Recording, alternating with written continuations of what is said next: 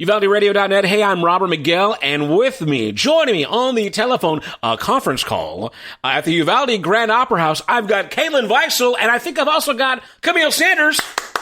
Hey, everybody. Woo! How you doing, guys?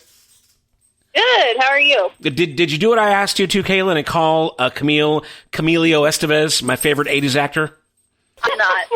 Oh, my, Robert. I'm going to try to come up with as many great names for Camille as I possibly can. Okay, all right. Well, my favorite song is Karma Chameleon. Oh, yeah, like I've never heard that one, Robert. Hey, I don't know how fresh these jokes are. I haven't been named Camille all my life, so all right. Well, I'm telling you right now, you're going to have to get creative. All right. I'll work on that. All right. So how are you ladies doing at the Opera House? What's going on? We're good. We're trying to kind of ramp back up. We're starting to have more events here, so it's been good. Yeah, every time I go in there to pop in for a visit, you guys always look super busy. I mean, like you guys are always going. I don't think people understand, that's a big theater. There's a lot of stuff going on. I mean, just the storage, right? You've got stuff to mill through and sift through. And, hey, give me an example of something that the average person would never even consider might be part of your regular workday. Or a regular workday? Yeah, I think people consider maybe you guys are there giving tours, maybe booking shows, maybe wiping, cleaning seats. I don't know, but what's something that you're surprising that you're doing besides, cleaning bathrooms? Well, I crawl up in the attic about once a week just to make sure everything's okay. We have a lot of just really random maintenance things that we check. So got to check the light system. You got to check. We have to flush all the toilets, not necessarily scrub the bathrooms every day, but since it's been low volume of people in here, we have a lot of stuff to do. And then there's always the fun of, like, when there's a rat running around, we have to trap it. Like that Geico commercial. That too, yeah. How about you, Camille? What have you ever found yourself doing at the Opera House, and then you just pause and shake your head and like, I can't believe I'm doing this? Categorizing weapons that we have in the prop department, counting how many different weapons we actually have. That one I was shaking my head like, this is the best job in the whole world that I get to play with prop weapons all day and clean and organize and count them all. But that has definitely been a perk. That and getting to go through all of these beautiful historic costumes and just, make sure that they're staying clean, staying organized, staying fresh. I guess if a zombie apocalypse happens, then you guys have all those prop weapons. You just kind of pick and choose. Prop weapons, yeah. We can't do much good. We can seriously maim or injure you. Well, all right. Well, it sounds like again, you guys stay busy no matter what, no matter how many events are going on. There's always something to do at the Uvalde Grand Opera House. So let's go ahead and get into something. I know that there was a trivia night planned for last weekend. Of course, Snowmageddon happened, so that got canceled. But you guys are going to be doing it this weekend, right? So give me details on that. We are. So we're doing it on Friday. It's a free event. It'll be in the annex. We're calling it Palentines Trivia Night. So bring your friends, bring your pals for Trivia Night, and it's free. It's free, yeah. So it's general knowledge trivia. We'll start at 6:30 Friday. The bar will be open. You can bring your own snacks. We don't have snacks, but you can bring your own. The winning team will receive their choice of tickets to one of our upcoming shows. And street cred. Very good. Okay, so first of all, real quick, let's talk about the prizes. What give us a quick example of some of those shows that are coming up real quick. Okay, so for the prizes, you can pick from Bobby Flores and the Yellow Rose Band. The Texas Comedies are doing a musical production of Bonnie and Clyde. Or in April, we have Father of the Bride, which our community theater group will be putting on. Right, okay, cool. So you get, and how many tickets I guess the number of people in your group is how many tickets you can win, I guess? Right, so, well, it's a maximum of 6. Okay. So we're going to try to keep the teams at about 6, If you have 7, that's fine. But if you win, one person's not going to get to go to the show because we can only do 6 free tickets. So again, that is this Friday night, starting at 6:30. General knowledge trivia, and the bar is going to be open. I'm telling you what, man, I was out there for the Christmas movie trivia, and I mean, I love trivia, I love Christmas movies, so I was definitely there. But the bar part was my favorite. I think I kept you guys, I kept you guys rocking at the bar. Yeah, so. Shout out to Beth, our amazing bartender. Yes, who keeps us sane. And she's a great bartender too, by the way. Always smiling, very pleasant. Can we just admit she's the best at everything? Come on. Yes, absolutely. Not that I'm biased, so. So now tell me this. Let's talk about the actual trivia format wise. How does the trivia get played? And then I guess what types of questions? I know you said general knowledge, but give me an example of what kind that entails. Okay. So format. We'll start with format. If you came to Christmas movie trivia, it was a little long. We did a lot of rounds, so we've shortened it up a little bit. So there will be 6 rounds of questions. Each round will have 3 questions. So you're looking at about 18 questions plus a couple of bonuses, and it's general knowledge. So there will be, stuff about pop culture. There will be stuff about music. There will be stuff about just the colors of the rainbow, or what is a melon? Whatever. Wow. Okay. So yeah, I mean, I like trivia, but general knowledge, that's a lot of stuff. That's like Jeopardy. That's that's like anything goes, right? So some of it will be like you have to know the answer. Uh-huh. Some of it will be multiple choice. Some of it will be true or false. The ballpark. Yeah. Some of it will be get the date within a couple years on either side. So we're not trying to make it hard, but you do got to at least know a little bit. You got to drop name. You got to drop knowledge, not name. There you go. All right. So and how does it work? I guess it's kind of a point-based structure. Yeah, it's point-based structure. So like Robert, your team at Christmas movie trivia, y'all did terrible in the first half, and then you made an awesome comeback. It was huge. Yeah, we came back hard, fast. Yeah. So the questions become more valuable towards the end of the game. So the longer you play, the more points you get. But there's also chances for bonus points and things like that. So the winning team could have the most points, but maybe not the most correct answers. Aha. Right. So you get to pick what point value to assign to the question based on your comfort level with it. So if you're really sure about it, you would put as many points possible for that question for that round. And now to go back to Christmas trivia, see, that's the first time I'd ever done any trivia like that where you had to put, a weight it with a point value. And in the first round, honestly, I think that's part of what screwed us up is that it took me a while to kind of figure out, how to strategize, I guess. Does that make any sense? Yeah. And once we kind of figured it out and was like, okay, well, we don't know this, so we're going to, it's going to be a low risk a point number, right? Exactly. And then you absolutely know it. You're going to give it the higher point value, and so now I know how it works. So I think we'll do a little bit better from the beginning end. So let's go ahead. Yeah. Do me a favor. Give me a little sample of a couple of questions real quick. See how I do. Hopefully ones that we won't use because I'm going to try to be there Friday night. So it would not be fair if you used the same ones. So these are questions that we are pulling from the rotation. Okay. If you will. So they will not be asked on Friday, but they're still interesting, and so I wanted to ask them on the radio. All right. Okay, so hit me. Okay, are there categories, or how do you do this? Do you format it like Jeopardy, or do you just be so this is categories. Okay. So the first category or question category or whatever, we'll say this is pop culture. Okay. So the pop culture question in Netflix's Tiger King. What is the name of Carol Baskin's second husband, who many believe she fed to the tigers? Was it Howard Baskin, Don Lewis, Joe Exotic, or Michael Murdoch? Oh my Lord! You know what? I'm like the one guy in America that did not watch Tiger King, and I'm always not proud to say that. I'm just going to say Joe Exotic because that's the name I've heard the most. It is not Joe Exotic. That is her rival. But The answer is Don Lewis. Don Lewis. All right. So I lose. So, okay. You know. Tiger King. Of course I'd get a Tiger King question. Of course. Question number 2. This would be, we're going to call this geography. Okay. Sort of. I don't know why I do this. I risk showing everybody just how dumb I really am. No. This one, I think you can get this one. Okay.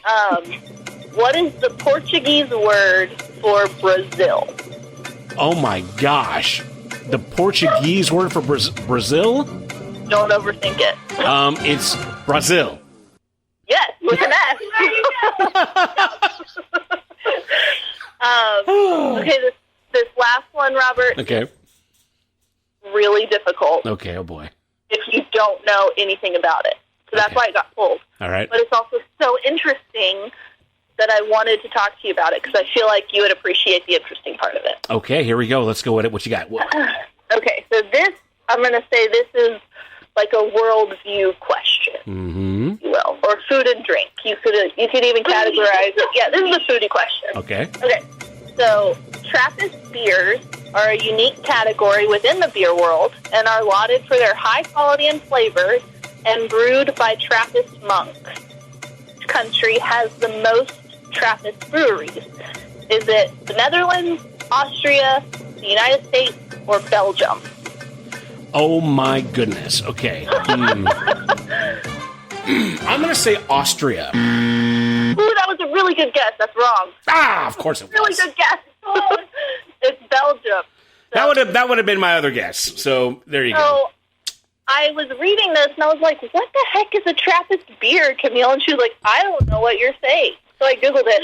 And way to play it off, Camille. We all know you're a drunk. But these are beers that are brewed in Trappist monasteries. So the Trappist monks are like Catholics, but different. Okay. So it's a spin-off of Catholicism, if you will. Right. And they brew these beers, and the cool part of it is that the way that they're brewed, the longer they sit, the better they taste. Because there's like live yeast and other stuff in them. Magic. So they're like really, really cool beers, apparently. Where can we find one now? I can't go there. Well, they sell them all over, but I think no, Shop House doesn't have them. I'm sorry. But anyway, that was just really cool. One that's really random. That's not indicative of what we're going to ask. Of course, yeah, you'd give that to me. But I can't give you the questions that I'm going to ask. Sure, yeah. Okay, cool. And I hope they're easier. So, all right, well, I got 1 out of 3. Ouch, man, you guys are terrible for my ego. Why do I do this? Well, no, we got to set your expectations low. Yeah, okay. And Robert, if it makes you feel any better, I only got 1 out of 3 on that as well. Okay, all right, good. Okay, me and Camille, little dumb buddies over here. We are that. All right, so that's Trivia Night, 6:30 this Friday at the Uvalde Grand Opera House Annex, and the bar will be open, and non-Belgian monk-made beers will be flowing. Right. So, y'all come on, have a drink. Wine and soda and water. So what else is going on at the Opera House? Give us the rundown on the calendar, what we haven't spoke about, and anything else you guys might have coming up on the horizon. Okay, so really exciting. Next week is open auditions for Father of the Bride. So we are planning Father of the Bride for the end of April, but we're having auditions for it. So if you're interested in being part of community theater, we need like 2 younger teenagers, 2 older teenagers, 2 like 20-year-old-ish people, and then about a dozen other adults. And, also, if you're not interested in the stage, we could always utilize your talents off stage and behind the scenes in makeup, costumes, and props. So if you have a special talent for any of those things that you also would want to share, it really is really fun to work on these sets and these props and costumes. So I might have to offer my help, behind the scenes. I've got that face for radio, so I'm not really stage worthy, but I would love to be in the mix there. So, okay, so looking for some teenagers, some young adults, and then regular older adults as well too. Is there like an age limit? Like, do you have to be at least this old, or is any parameters there? No, not necessarily. It will be evenings that we rehearse during the week, so that I know that plays a part in people's ability to participate. But if you're an adult, you've got some younger kids who you don't necessarily want to leave at home. You can always bring them. We can put them to work on props or okay, all right, that or whatever, or they can do their homework in the annex. That's not a big deal. So don't let that deter you. So once again, when are those auditions again? Those auditions are March 1st and 2nd, so Monday and Tuesday next week at 6 o'clock.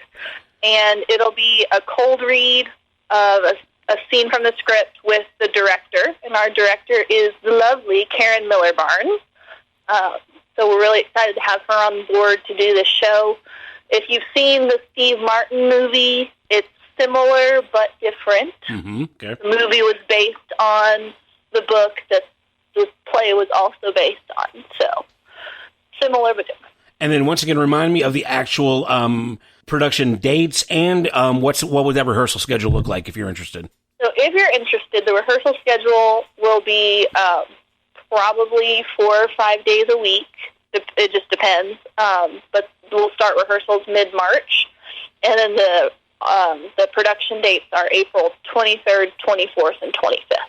All right. So the last full weekend of April. If you got no talent and can't be in it, just at least plan to go to it. So details at UvaldeOperaHouse.org. What else you got going on? We are so excited about Bobby Flores and the Yellow Rose Band. They'll be here on March 13th at 7 o'clock. And their tickets are already on sale. They're on our website, UvaldeOperaHouse.org. And oh my gosh, he is an incredible Grammy Award-winning musician. He is a Texas treasure. I mean, he's truly incredible. So you've definitely got to come out and see Bobby Flores. Now, Camille, I mean, you're kind of a working, touring musician sometimes. So have you seen Bobby? Have you gigged with him, or have any other insight as to stylistically what he's about? You know what? That's a great question. I actually had him on my first 2 records. So he was the fiddle, mandolin, and sometimes background vocal on my first 2 CDs. And that's how I first met Bobby Flores. But I had heard about him, growing up my whole life. But if you want a good idea of his style, he kind of does it all, from traditional country music to Western swing and triple fiddles. They can really transport you through time and through country music, through all of the different facets of it. Now, Camille, you're not so shabby a fiddle player yourself. When you and Bobby are in the room, who plays second fiddle? Oh, don't worry. I bow down, Bobby Flores. No question. Okay, well, everybody, get your tickets. We have his music in rotation also on UvaldeRadio.net. It's good stuff, and we're looking forward to seeing that big show. What else is coming up? Okay, so then the next Saturday, March the 20th, we have the Texas Comedies. They're a musical comedy group out of Austin, and they write their own production. So they have a production called Bonnie and Clyde, a musical comedy, and they are coming here to present that to Uvalde, and I'm really excited about it. Yeah, the plot is it's a really different take on it, because when you think of musical about Bonnie and Clyde, right. What are we going to be singing about? But it's a really cool perspective on the story. So if you want to experience really, really talented people and a really cool storyline, you got to come check it out. Those tickets are also on sale on our website now. So awesome. Go to UvaldeOperaHouse.org and snag some tickets for that. I think it's going to be great seeing a comedic musical kind of production. I'm looking forward to that one. Yeah, a lot and they have a live band. It's all very professional. They're professionals. They do this all the time. And they were actually, Bobby Flores and the Texas Comedies were both ones that we had to cancel due to COVID. So they were going to be here last year, but then we rescheduled for March. So we're really excited to have them here. There is a lot happening at the Uvalde Grand Opera House. So, again, we've been talking to Caitlin and Camille at the Opera House. Now, real quick, before we wrap it all up, I know you guys have introduced a new ticketing system. Go ahead and brag on that for a minute. Okay, so our old ticketing system, you had to click through like 1,000 different screens, Right. and it took forever, and it was annoying. So our contract came up on that at the end of the year last year, so we transitioned to a new one that is the same cost to us, so it's not any more expensive for us to have it, but it's way easier, and it's super mobile friendly. So if you're on your phone and you click over to one of our links to buy tickets, it'll be so much easier for you to purchase. And also, you can create an account now. So if you want to buy tickets to more than one event, or you've already bought tickets and you don't want to go through the whole process of putting in your information every single time, you can just log in. It'll remember all the events you've been to, and where you've sat, and you can just pick out your seats, and it saves your info. And it's really, really a cool way to come to more than one event. I always like that whenever I can go to a website and, them cookies are already stored, my password's already in there, and it's just boom, boom, boom. It's all there. It's easy. I know it can be risky, but I'm sure your website is very safe and secure. It's very secure. It's very secure. We have mobile ticketing now, so you don't necessarily have to have the hard copy ticket to get in. We can still print them, though. We'll still print them for you if that's what you want, but you don't have to have that. And then it also syncs with Ice Cream Social, so if you share on social media that you purchased tickets to one of our events, if your share gets so many click-throughs, I don't remember what the threshold is, or likes or something, if people purchase off of your share, you will get a discount. Nice. On your account. So it's really cool. Little bonus and incentives. I like that a lot. Setting up your own account. Very cool. All right, well, guys, thanks again for all the wonderful information. I guess as we wrap this up, I'm going to play some Bobby Flores, man, so everybody can kind of see what he's about, and everybody get some tickets to that. And, of course, trivia this Friday night. And I predict that this time we're going to win. All right. First place. See. You can do it, Robert. You can do it. I can do it. Yeah, well, we'll see. Although that little trial with me was not a good example. If that's an example of how it's going to roll, then I'll have to bring some smarter people than I with me. Oh, see, that's an example of what we're not asking. Okay, good. All right, well, Caitlin, Camille, thank you guys so much for your time again, and I will see you guys Friday night, okay? Okay, thanks, Robert. Bye. All right, guys, again, that was the ladies at the Uvalde Grand Opera House. Check it out. This is Bobby Flores. This is UvaldeRadio.net. I wish you knew what I go through when nighttime comes around, but you're too busy having fun on the brighter side of town. I heard about your stepping out, and you want no part of me. You changed your face, and I lost the race to fast company. You're with that fast company. When you know that you should be right here with me, these open arms wait patiently. I still believe someday you'll leave that fast company.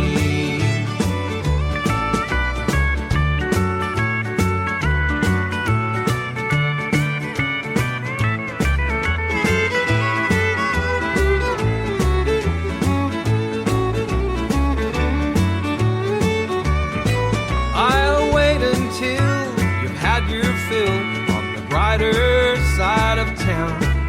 And when you're through and feeling blue, I'll still be easy found. The same two arms that held you tight keep reaching desperately to hold the one who's had her fun with fast company. You're with that